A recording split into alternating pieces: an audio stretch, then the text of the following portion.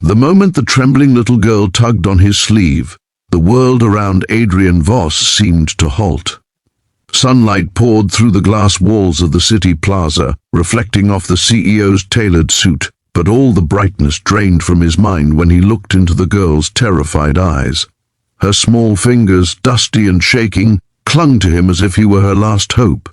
Her voice was barely a breath, a fragile thread ready to snap as she whispered words that pierced him deeper than any boardroom betrayal ever had. She stood there barefoot, her orange sundress stained with dust, clutching a torn notebook to her chest like a shield. The girl's fear and desperation were so raw, so immediate, that Adrian felt the ground shift beneath him. For a man known throughout the city as cold, distant, unreachable, this moment cracked something open in him that he didn't even know existed. And when she looked up again, eyes glistening with tears she refused to let fall, the entire rhythm of his carefully controlled life changed in an instant. If you believe in kindness, second chances, and the power of humanity, please like, comment, share, and subscribe to Light of Kindness. Your support helps stories like this reach more hearts. The morning had begun like any other for Adrian. Meetings, calls, an impatient driver waiting by the car, and a line of people who moved nervously out of his way as he walked. He was a man who lived in the sunlight but carried a storm inside, hardened by years of loss and betrayal that taught him to shut every door before someone else slammed it. Yet the moment that little girl whispered for help, something inside his chest tightened painfully. She was alone, far too alone for someone her age. Her tangled brown hair framed a face that looked like it had forgotten what it meant to rest, and her eyes, large, dark, and pleading, seemed much older than her tiny body. Adrian crouched to her height, the crisp creases of his suit brushing the dusty ground, and tried to steady his breathing. The girl kept glancing at the busy street behind her, as if afraid time itself might swallow her mother if she didn't hurry. It didn't take long for Adrian to understand something was terribly wrong. The girl tugged harder at his hand and pointed toward the narrow alley beside the bakery. He followed her without asking a single question. For a man used to controlling everything, it was strange to surrender to a child's urgency, but he walked faster than he had in years, letting her guide him. Hours passed, though the sunlight still painted bright squares on the hospital floor. Finally, a doctor approached, wiping sweat from his brow.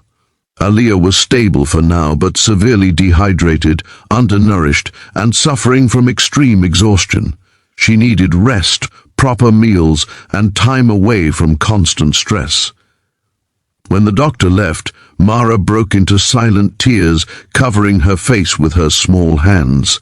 Adrian felt a helpless ache. He placed a gentle hand on her back, and she leaned against him, as if she had known him far longer than a few hours. He didn't know why, but he stayed until Aliyah woke, pale, confused, and startled to see a stranger standing beside her bed. The bright daylight streamed through the hospital window, illuminating the gratitude in her tired eyes as she realized what he had done. Mara threw herself into her mother's arms, and for a long moment the room filled with a simple, fragile kind of peace. When Adrian stepped outside the room to give them privacy, he stared out the window at the bustling street below. People walked past each other, some in a hurry, some lost in their own worlds. He realized how many stories, how many broken hearts, how many quiet battles went unnoticed every day. He felt a weight in his chest, not the cold heaviness of stress, but the warm, aching weight of responsibility. Not corporate responsibility, not public image, but human responsibility.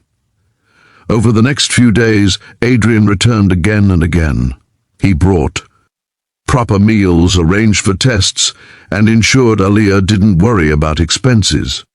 He told no one, not even his board.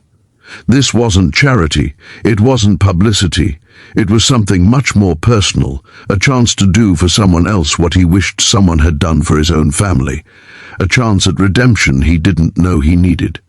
Slowly, Aliyah grew stronger. Mara stopped waking up with nightmares. The sunlight returning to their faces brought a quiet joy Adrian hadn't realized he missed in his own life.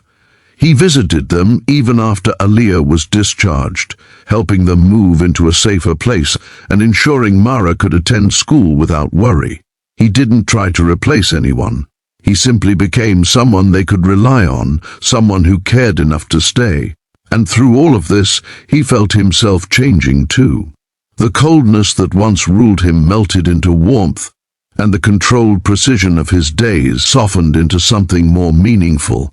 He found himself smiling at simple things. Mara showing her drawings, Aaliyah thanking him for the 10th time, sunlight drifting through their new apartment window like a promise of better days.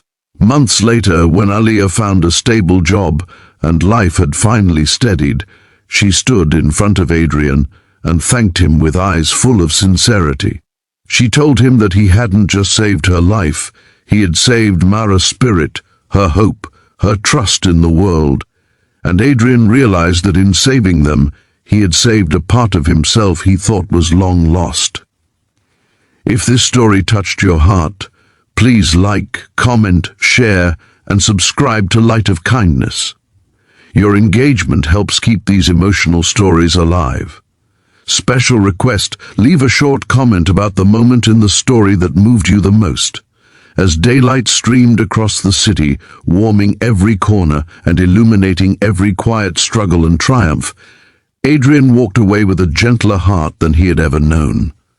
And Mara watched him from the window with a smile, carrying the unspoken truth that sometimes strangers appear in our darkest moments, not by accident, but because kindness still lives in the world, waiting for a chance to rise.